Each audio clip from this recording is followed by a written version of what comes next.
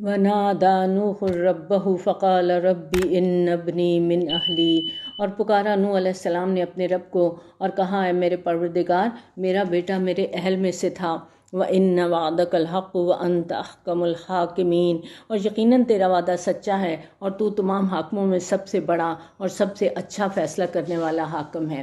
جب طوفان تھم گیا، نوح علیہ السلام کی نظروں کے سامنے ان کا بیٹا غرق ہو گیا، کشتی جودی پہاڑ پہ ٹک گئی۔ اب نوح علیہ السلام نے اپنے رب کو پکارا کہ تو نے تو وعدہ کیا تھا کہ تو میرے اہل کو بچا لے گا، تو میرا بیٹا تو میری آنکھوں کے سامنے ڈوب گیا۔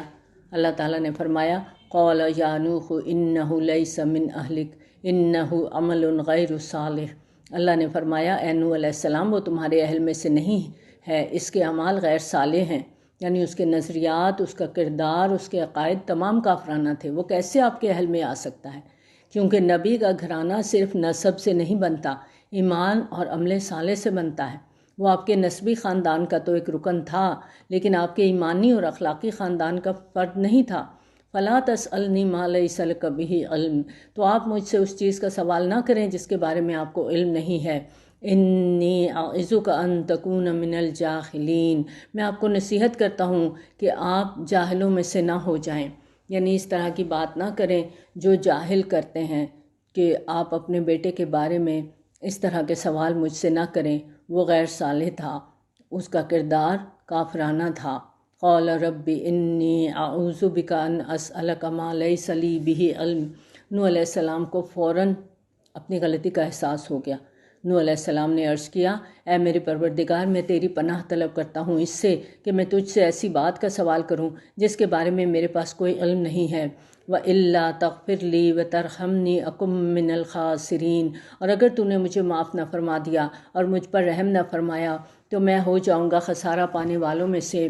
قیل یا نوح اہبط بسلام منا وبرکات علیک وعلی امم ممن معک، حکم ہوا اے نوح علیہ السلام اتر جاؤ ہماری طرف سلامتی اور برکتوں کے ساتھ جو آپ پر بھی ہوں گی اور ان امتوں پر بھی جو آپ کے ساتھیوں کی نسلوں سے وجود میں آئیں گی۔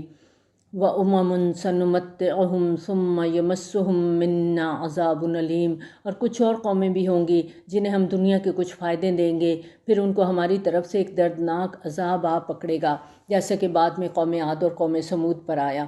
تِلْکَ مِنْ أَنْبَاءِ الْغَیْبِ نُوحِیہَا إِلَیک، اے محمد صلی اللہ علیہ وآلہ وسلم، یہ غیب کی خبریں ہیں جو ہم وحی کر رہے ہیں آپ کی طرف۔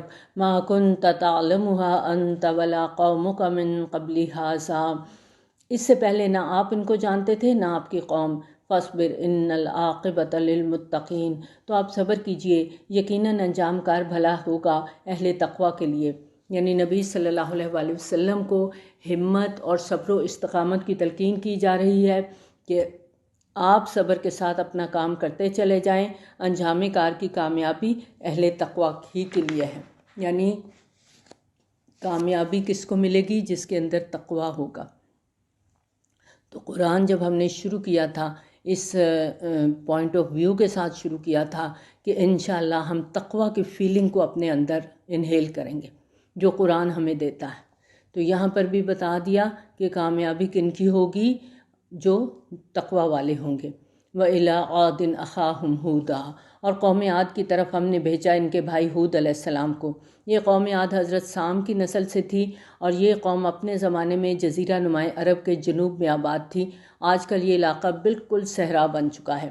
قَالَ يَا قَوْمِ اعْبُدُوا اللَّهَ مَا لَكُم مِّنْ إِلَٰهٍ غَيْرُهُ إِنْ أَنْتُمْ إِلَّا مُفْتَرُونَ، ان کے پیغمبر نے کہا اے میری قوم کے لوگو، اللہ کی عبادت کرو، تمہارا کوئی معبود نہیں اللہ کے سوا، اور اس سلسلے میں تم محض جھوٹ گھڑتے ہو، یعنی جو تم نے مختلف ناموں سے معبود بنا رکھے ہیں ان کی کوئی حقیقت نہیں ہے، یہ تم صرف جھوٹ گھڑ رہے ہو۔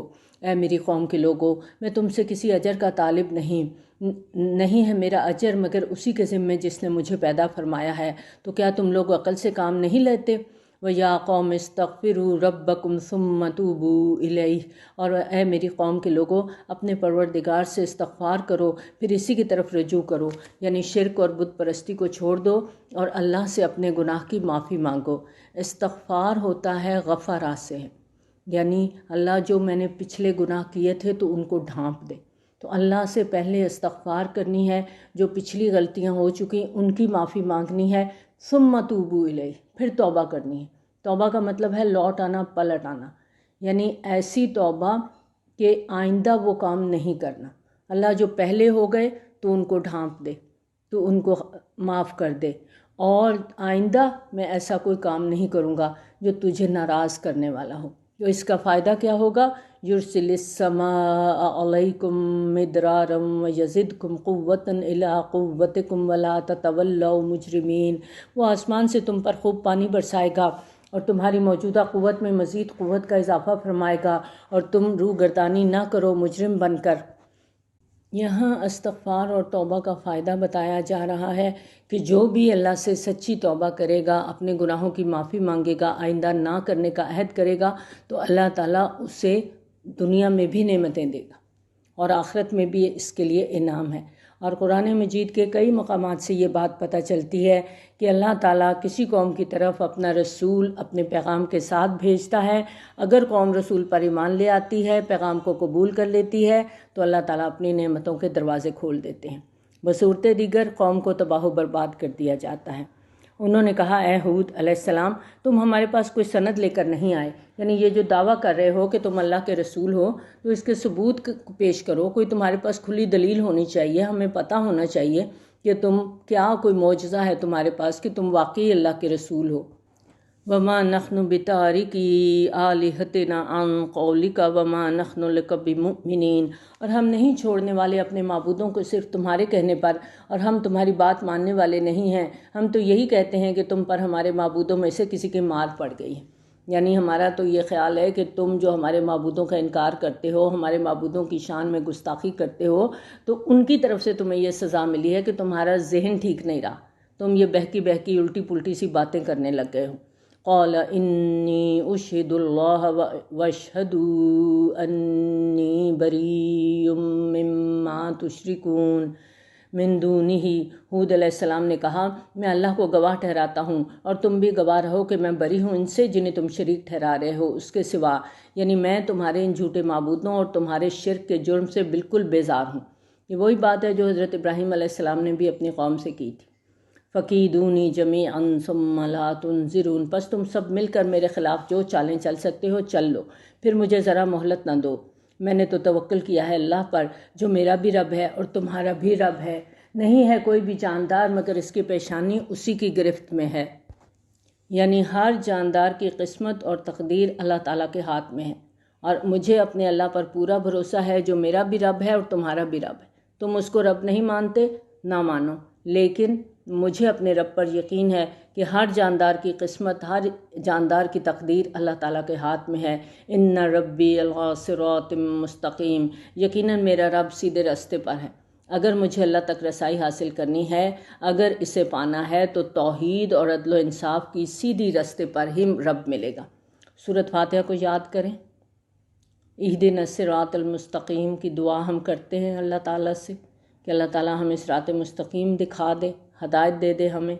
تو رب کو پانا ہے تو پھر ہمیں صراط مستقیم ہی اختیار کرنا ہوگا، وہ سیدھا راستہ جو ڈائریکٹ اللہ کی طرف جاتا ہے، دائیں بائیں کوئی موڑ نہیں ہے اس راستے کے اندر۔ فَإِن تَوَلَّوْا فَقَدْ أَبْلَغْتُكُم مَّا أُرْسِلْتُ بِهِ إِلَيْكُمْ، پھر اگر تم پیٹھ موڑ لو یعنی انکار کر دو تو میں نے پہنچا دیا تمہیں وہ پیغام جو مجھے دے کر تمہاری طرف بھیجا گیا تھا، اور میرا رب تمہاری جگہ کسی اور قوم کو لے آئے گا اور تم اس کا کچھ نہیں بگاڑ سکو گے۔ یقیناً میرا رب ہر چیز پر نگہبان ہے۔ اور جب ہمارا فیصلہ آ گیا تو ہم نے بچا لیا ہود علیہ السلام کو اور آپ کے اہل ایمان ساتھیوں کو اپنی رحمت سے، اور ہم نے انہیں نجات دے دی ایک بہت ہی بھاری عذاب سے۔ یہ تھی قوم عاد جنہوں نے انکار کیا تھا اپنے رب کی آیات کا اور نافرمانی کی اس کے رسولوں کی۔ وَاتَّبَعُوا أَمْرَ كُلِّ جَبَّارٍ عَنِيدٍ، اور انہوں نے پیروی کی ہر سرکش اور دشمن حق کے حکم کی۔ وَأُتْبِعُوا فِي هَٰذِهِ الدُّنْيَا لَعْنَةً وَيَوْمَ الْقِيَامَةِ، اور ان کے پیچھے لگا دی گئی لعنت اس دنیا میں بھی اور قیامت کے دن کے لیے بھی۔ الا ان عادن کفروا ربہم الا بعدا لعاد قوم ہود، آگاہ ہو جاؤ، قوم عاد نے اپنے رب کا کفر کیا، سن لو پھٹکار ہے عاد پر جو قوم ہود علیہ السلام تھی۔ وَإِلَىٰ ثَمُودَ أَخَاهُمْ صَالِحًا، اور سمود کی طرف ہم نے بھیجا ان کے بھائی صالح علیہ السلام کو۔ یہ قوم عاد میں سے جو لوگ ایمان والے تھے، جو رسول کے ساتھ وہ بستی چھوڑ کے نکل گئے تھے، وہ اپنے علاقے سے آگے وسطی علاقے کی طرف جا کر ہجر میں آباد ہوئے، اور ان لوگوں کی نسل میں سے سمود نام کی ایک بڑی قوم ابھری۔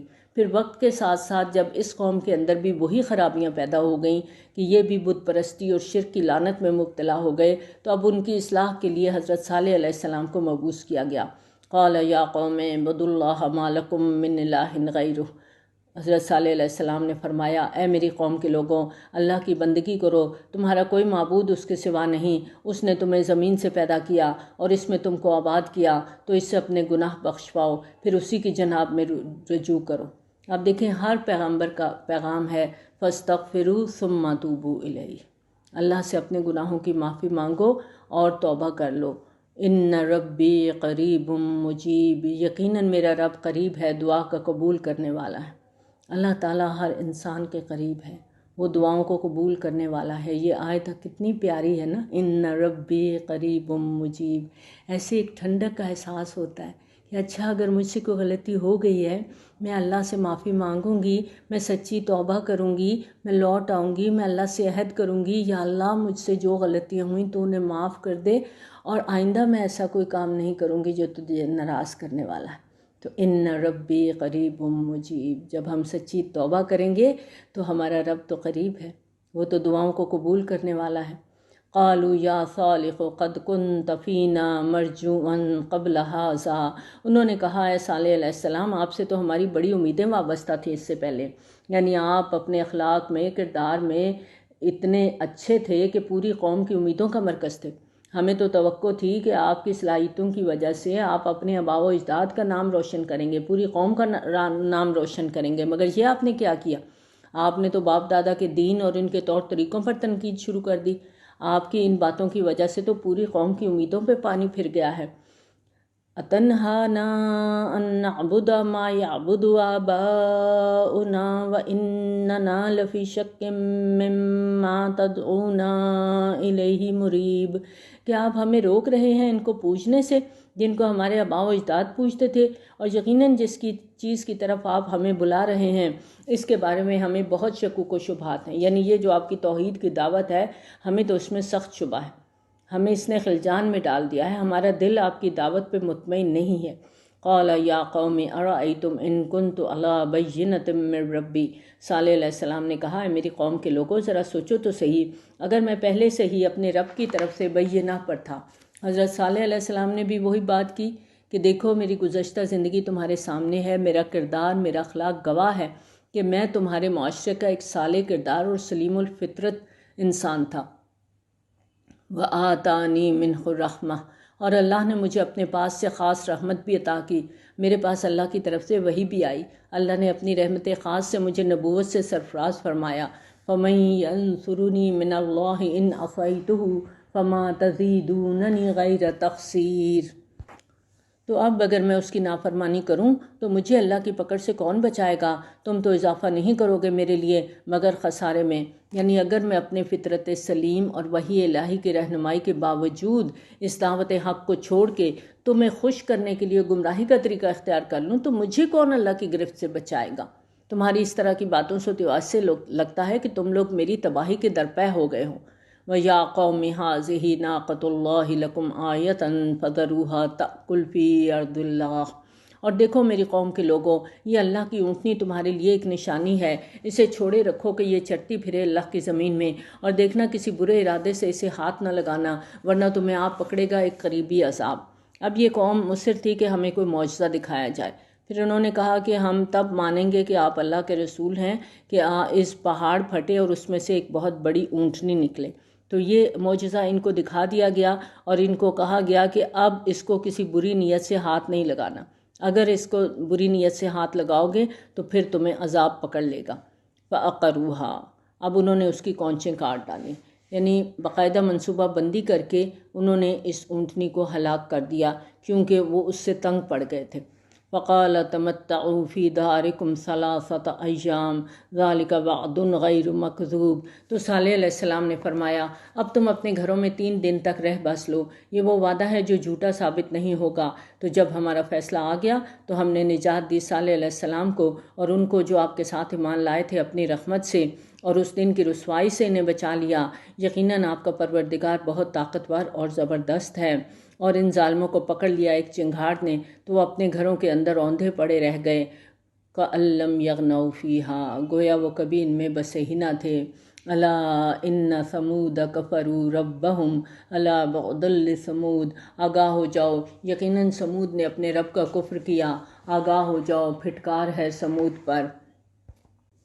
وَلَقَدْ جَاءَتْ رُسُلُنَا إِبْرَاهِيمَ بِالْبُشْرَىٰ قَالُوا سَلَامًا، اور ابراہیم علیہ السلام کے پاس ہمارے بھیجے ہوئے خوشخبری لے کر آئے، انہوں نے کہا سلام۔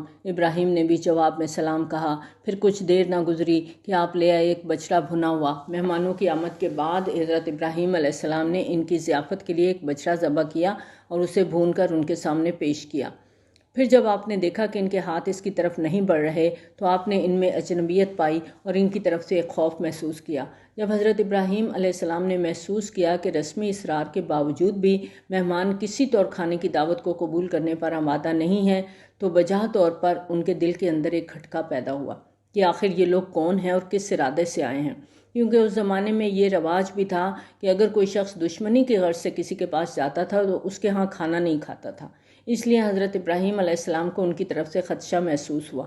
اب وہ کیونکہ فرشتے تھے انہوں نے یہ خوف محسوس کیا تو انہوں نے کہا قالوا لا تخف انا ارسلنا الی قوم لوط، انہوں نے کہا آپ ڈریے نہیں، اصل میں تو ہم بھیجے گئے ہیں قوم لوط کی طرف، یعنی ہم فرشتے ہیں اور ہمیں لوط علیہ السلام کی قوم کی طرف عذاب کی غرض سے بھیجا گیا ہے۔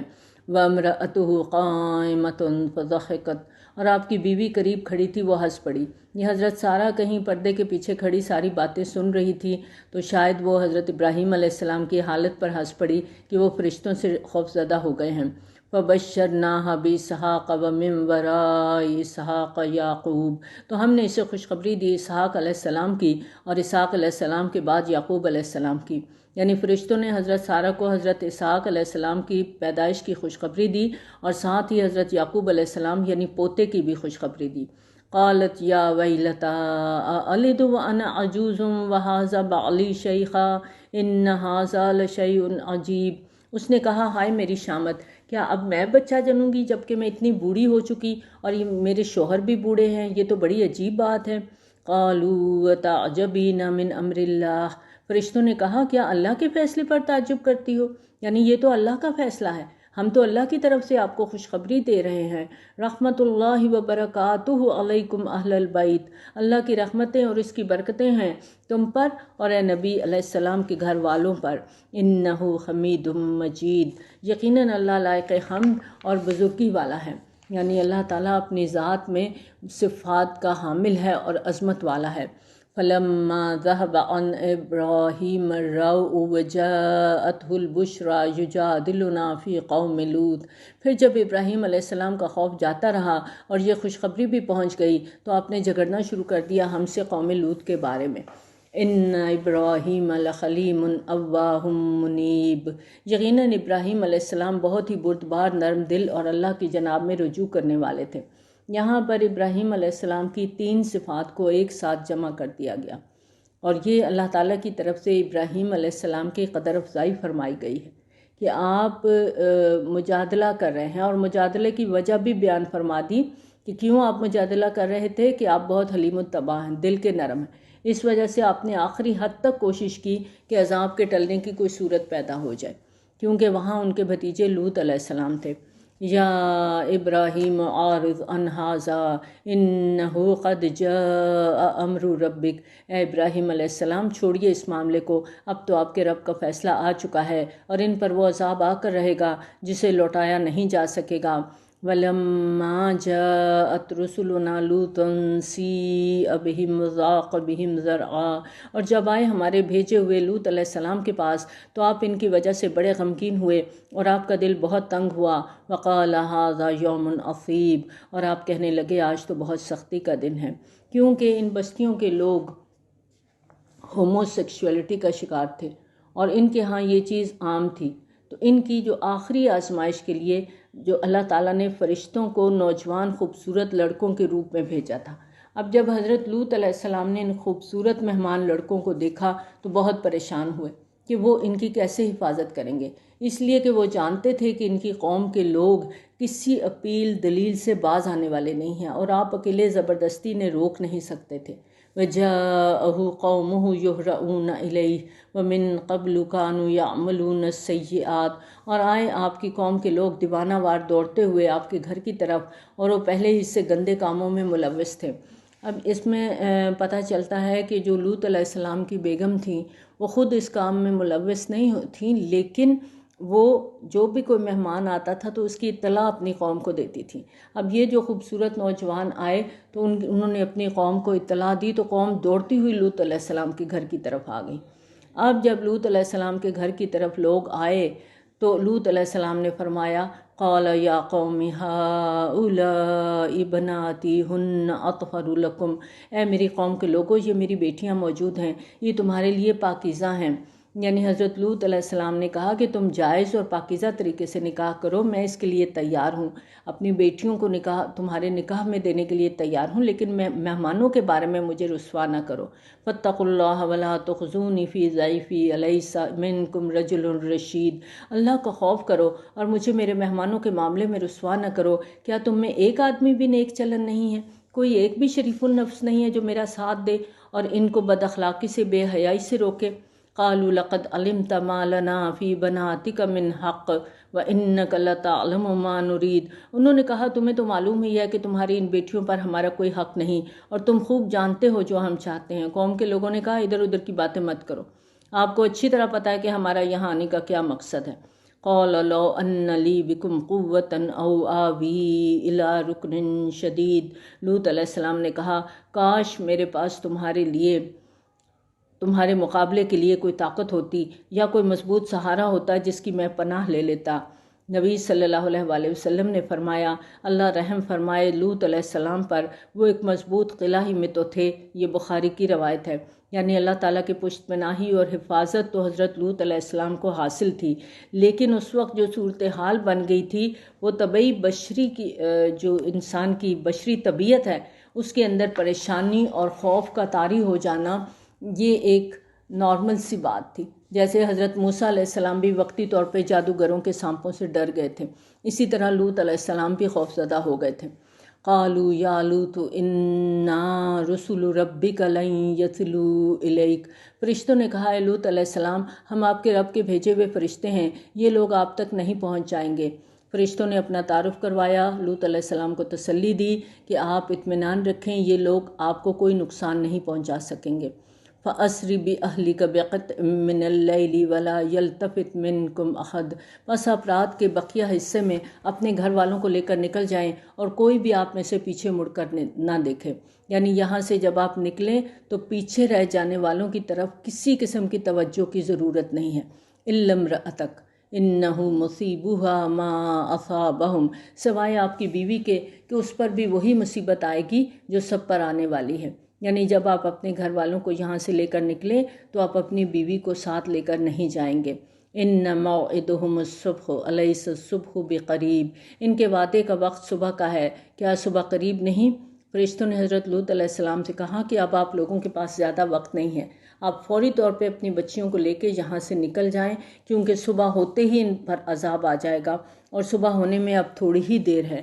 فَلَمَّا جَاءَ أَمْرُنَا جَعَلْنَا عَالِيَهَا سَافِلَهَا، پھر جب ہمارا حکم آ پہنچا تو ہم نے اس کے اوپر کے حصے کو نیچا کر دیا، یعنی اس بستیوں کو الٹ تلپٹ کر دیا۔ کیوں جب عمارتیں تباہ ہوتی ہیں، چھت زمین بوس ہو جاتی ہے، دیواریں اوپر گرتی ہیں، بنیادیں بھی اوپر کو آ جاتی ہیں، تو یہ جو بستی تھی یہ پوری طرح سے الٹا ماری گئی تھی۔ وَأَمْطَرْنَا عَلَيْهَا حِجَارَةً مِّن سِجِّيلٍ مَّنضُودٍ، اور مزید ہم نے ان پر بارش برسائی تہ بر تہ کنکریوں کی۔ سجیل جو ہے یہ فارسی کا لفظ ہے، اور فارسی میں یہ سنگ گل تھا، جو عربی میں سجیل کا تلفظ اختیار کر گیا۔ سنگ کے معنی ہوتے ہیں پتھر، اور گل کے معنی ہوتے ہیں مٹی، یعنی مٹی کے پتھر جو گیلی مٹی کے دھوپ میں گرم ہو کر پختہ ہو جانے کے بعد بنتے ہیں، جیسے اینٹوں کو بھٹے پہ پکایا جاتا ہے۔ تو ان بستیوں پر عذاب دو صورتوں میں آیا تھا۔ ایک تو یہ کہ زمین کے اندر کوئی ایسا دھماکہ ہوا کہ اس کے نتیجے میں اتنا زبردست زلزلہ آیا کہ یہ بستیاں الٹا ماری گئیں، پھر اوپر سے کنکریوں کی بارش ہوئی، اور اس طرح انہی پتھروں کے ذریعے سے موت آئی، اور انہی پتھروں کے اندر یہ دفن ہو گئے۔ مُصَوَّمَةً عِندَ رَبِّكَ، وہ نشان زدہ تھے تمہارے رب کی طرف سے، یعنی ہر پتھر ایک آدمی کے لیے نشان زدہ اور مخصوص تھا۔ وَمَا هِيَ مِنَ الظَّالِمِينَ بِبَعِيدٍ، اور یہ ان ظالموں سے کوئی زیادہ دور نہیں ہے، یعنی مشرکین مکہ سے قوم لوط کی یہ بستیاں زیادہ دور نہیں ہیں۔ قریش کے قافلے جب فلسطین کی طرف جاتے تھے تو پہلے قوم سمود، قوم مدین کے علاقے سے گزرتے، پھر قوم لوط کی بستیوں کے آثار بھی ان کے رستے میں آتے تھے۔ یہیں پہ اس کو مکمل کرتے ہیں۔ وآخر دعوانا الحمد للہ رب العالمین۔ سبحانک اللہم وبحمدک، نشہد ان لا الہ الا انت، نستغفرک ونتوب الیک۔ السلام علیکم ورحمۃ اللہ وبرکاتہ۔